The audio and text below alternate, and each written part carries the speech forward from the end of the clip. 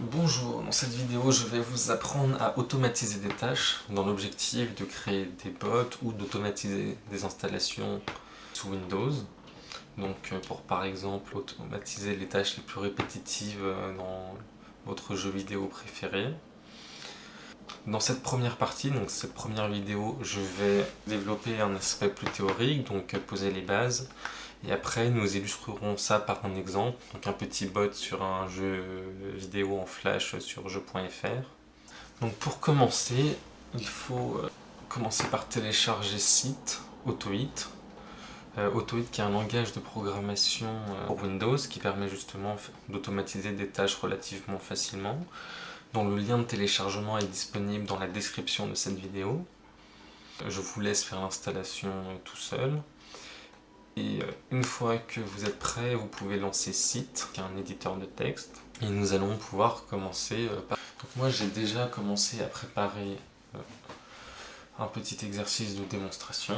Donc dans cet exercice et les suivants, je vais vous apprendre à utiliser les fonctions que personnellement j'utilise le plus couramment pour automatiser n'importe quelle tâche, que ce soit des bots, des installations logicielles ou autres. Donc, je vais commencer par vous décrire un petit peu ce que fait cet exemple et nous allons le lancer ensemble pour voir. Donc, c'est un programme qui est censé donc demander à l'utilisateur quel âge il a, afficher l'âge de l'utilisateur, faire un clic droit, attendre un petit peu et faire un clic gauche souris. Donc, pour le lancer, je vais appuyer sur F5. Comme on peut voir ici avec la fonction InputBox qui prend en paramètre un titre, un message et une valeur par défaut déjà remplie. Donc on peut retrouver ici titre, message et valeur par défaut. On demande mon âge, je réponds OK. Âge qui sera du coup sauvegardé dans la variable message. Une variable c'est une petite boîte dans laquelle on peut sauvegarder n'importe quoi. Et qui sera ensuite affiché à l'utilisateur via la fonction MessageBox qui prend en paramètre un flag que je ne détaillerai pas ici, laissez toujours 0, un titre, un message.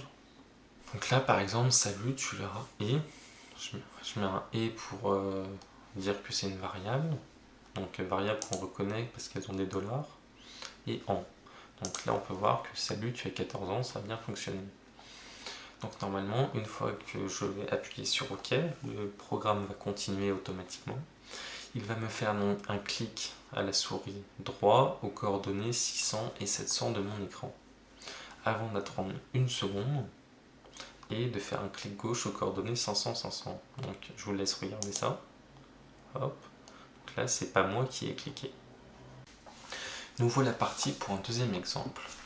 Donc cet exemple va nous apprendre à manipuler les fenêtres et à écrire du texte au clavier.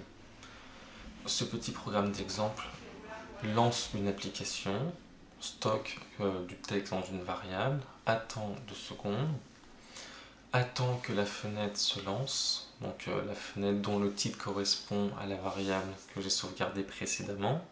Une fois la fenêtre lancée, déplace la fenêtre et la redimensionne à mes coordonnées 200 et 200 de mon écran, attend 2 secondes et écrit un peu de texte dans cette application qui est le bloc-notes. Je vous propose de lancer la démonstration. Donc F5. Voilà, l'application s'est lancée, a été redimensionnée et déplacée et le texte est écrit 2 secondes plus tard. Voilà. Maintenant, je vais vous présenter un autre petit outil très pratique pour l'automatisation qui s'appelle Autohit Windows Info, que vous pouvez trouver dans votre barre de recherche Windows. Donc cela vous permet notamment par exemple d'obtenir le titre d'une application, la position et les couleurs d'un pixel, mais on verra ça plus tard. Donc par exemple pour obtenir le titre du bloc-notes, je suis allé avec le petit curseur ici sur la fenêtre et on peut voir dans l'onglet Windows son titre que j'ai copié-collé ici. Et c'est donc comme ça que je suis capable d'interagir avec cette fenêtre. En détail, cela donne Run pour lancer l'application Notepad.exe. Je ne précise pas l'emplacement de l'application parce que Notepad est une application bien connue de Windows. Cela peut être nécessaire. Donc comme on a dit, après je stocke texte dans ma variable, j'attends 2 secondes. Donc là c'est une boucle while. Une boucle while, si vous ne connaissez pas, ça fait un test et ça rentre dans la boucle tant que ce test est vrai. En l'occurrence, si la fenêtre qui porte le nom sans titre bloc-notes n'existe pas, donc 0 c'est n'existe pas, 1 c'est existe, donc tant que l'application n'existe pas, on attend 100 millisecondes et on reteste si l'application existe jusqu'à ce que l'application existe. À partir du moment où elle existe, on passe notre boucle while, on arrive ici et là on demande à l'application sans titre bloc-notes de se déplacer aux coordonnées 200, 200 et de se redimensionner en 600, 200. Donc 600 étant la largeur, 200 la dimension, la hauteur. On attend 2 secondes et send, ça permet d'envoyer des caractères à l'écran, au clavier. C'est comme si moi je tapais. Point d'exclamation étant un caractère spécifique, je l'entoure d'accolade. C'est également le moment parfait pour vous parler de l'aide que j'ai oublié de vous parler. Donc pour avoir plus d'informations sur une application, par exemple sur WinMove, pour savoir quels paramètres elle prend et comment l'utiliser, j'appuie sur F1. Donc là une aide apparaît. Hop là. J'ai des informations ici en anglais, mais vous pouvez la trouver traduite sur internet. Donc on explique par exemple que la fonction WinMove prend un titre, du texte. Donc par exemple, c'est le texte de la Windows, mais en l'occurrence pas ici, il y en a très rarement.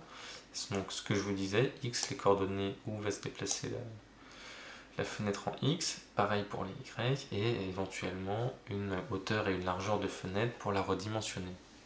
Je peux aussi, par exemple, ce que je n'ai pas fait dans l'exemple, préciser une vitesse afin de déplacer la fenêtre plus ou moins rapidement. Donc dans cette aide qui est très complète, vous pouvez trouver de l'aide pour toutes les autres fonctions. Ça vous permet aussi de savoir quelles fonctions existent. Donc là par exemple, WinSetTitle que je peux voir, que je ne connaissais pas, et qui permet de changer le titre d'une application. Nous voilà partis pour cet exemple 3, exemple qui permet de manipuler les pixels de l'écran avec la fonction PixelGetColor et PixelSearch. Donc je vais commencer par lancer l'exemple. Là.